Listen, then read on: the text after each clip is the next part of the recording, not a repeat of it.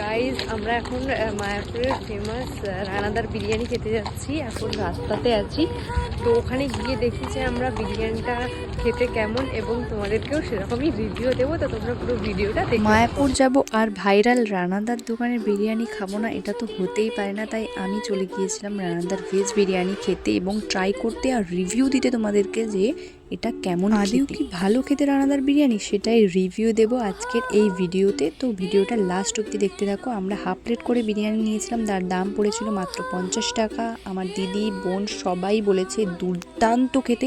আমরা আশাই করিনি যে ভেজ বিরিয়ানি হবে এবং এত কম প্রাইসের মধ্যে এত ভালো খেতে হবে। পার্সোনালি আমিও বলবো যে বিরিয়ানিটা আমার অসাধারণ লেগেছে, মানে এক কথায় জাস্ট ফাটাফাটি। বিরিয়ানিতে থাকে এরকম সাইজে 3টে পনির, একটা আলু এবং সয়াবিন। আমার তো খুবই সুন্দর লেগেছে খেতে। আর এখানে ছিল, আমরা হাফ প্লেট আলুর দম নিয়েছিলাম, যেটাও ছিল খুবই দারুণ খেতে। তো তোমরা যদি পরের বার মায়াপুর যাও টেস্ট করতে কিন্তু একদমই ভুলো না। বাই।